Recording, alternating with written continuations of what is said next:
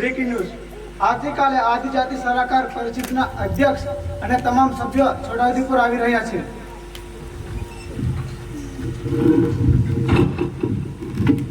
સાહેબ, આજની મીટિંગમાં મુખ્ય મુદ્દા કયા છે? આજની મીટિંગમાં છોટાઉદેપુર જિલ્લાના તમામ મુદ્દા લઈને ખાસ કરીને શિક્ષણ, રોજગાર તેમજ જિલ્લાના યુવા દ્વારા કરવામાં આવેલા વિવિધ મુદ્દાઓ। મીટિંગમાં કોણ કોણ સામેલ થવાના છે? મીટિંગમાં જિલ્લાના સાંસદ, તમામ ધારાસભ્યો, સામાજિક આગેવાન તેમજ જાગૃત યુવાઓ। સાહેબ, અમારા દર્શકોને આદિજાતિ સલાહકાર પરિષદ કાર્ય વિશે ટૂંકમાં જણાવશો?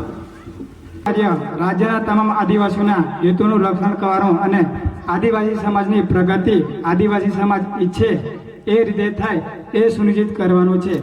એના માટે અમે દરેક આદિવાસી જિલ્લા મુજબ અલગ અલગ કમિટીઓ પણ બનાવી છે અને દર મહિને અમારા સમાજના આગેવાન અને યુવાઓ સાથે એક મીટિંગ તો હોય જ છે, અલગ અલગ આદિવાસી વિસ્તારમાં જે આજે છોટાઉદેપુરમાં છે। બરાબર, પરંતુ આટલા બધા કાર્ય તમે 20 સભ્યો કઈ રીતે કરી લેશો? આદિજાતિ સલાહકાર પરિષદ સાથે રાજ્ય લેવલ પર વિકાસના કામો કરવા માટે સરકારે અમને 10 ક્લાસ અને વન અધિકારીનો સ્ટાફ આપ્યો છે, જેમાં 50% અધિકારીઓ આદિવાસી છે। આવા સ્ટાફ સરકાર દરેક વિભાગો સાથે ચાલતી તમામ યોજનાની જરૂર જણાય તો એમના માટે અમને પ્રસ્તાવ આપે છે। આટલી સરસ માહિતી આપવા માટે આભાર સાહેબ। જોહાર, બધાનું સ્વાગત છે।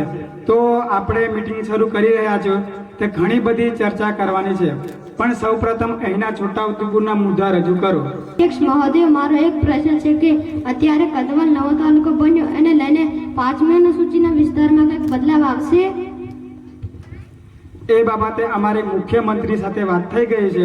નવો તાલુકો આદિજાતિ તાલુકો જ ગણાશે અને આગળ જતા વિધાનસભાની બેઠક આવે તો એ પણ આદિજાતિ બેઠક જ રહેશે। સાહેબ, જિલ્લામાં શિક્ષણના સ્તરમાં સુધારો આવે એના માટે મારી પાસે એક વિચાર છે, તમે કહો તો રજૂ કરું? જણાવો, તમારો શું વિચાર છે? અમારે એવી ઈચ્છા છે કે આપણા જિલ્લાના ગામડાઓમાં એસએમસી અને ગામના લોકો સાથે મળીને ગામના જ એક વ્યક્તિને શિક્ષક તરીકે રાખે અને તેને યોગ્ય વેતન પણ આપે, જેના પર શિક્ષણની સારી ગુણવત્તા કરવાની જવાબદારી હોય। વિચાર તો ઘણો સારો છે। હું એના માટે મુખ્યમંત્રી સાહેબ સાથે મંજૂરી માંગુ અને યોગ્ય ભંડોળ આપવા વાત કરું। સાહેબ, ફંડ માટે મારી પાસે એક વિચાર છે। બોલો ને। આપણા છોટાઉદેપુર જિલ્લામાં જે રેતી અને ફ્લોરસ્પાર જે ખનિજો મળી આવે છે તેમાંથી અમુક ભાગ છે એ સરકાર રાખે અને અમુક ભાગ છે એ આપણે ડિસ્ટ્રિક્ટ ડેવલપમેન્ટ ફંડ એમાં આપે અને આપણા આદિવાસી માટે ઉપયોગ થાય તો આ કાર્ય આપણે કરી શકીએ। ખૂબ સરસ વિચાર છે। આવો ડિસ્ટ્રિક્ટ ડેવલપમેન્ટ ફંડ મારા ખ્યાલથી દરેક આદિવાસી જિલ્લામાં હોવો જોઈએ। યુવામાંથી કોઈકને કંઈક બોલવું હોય તો?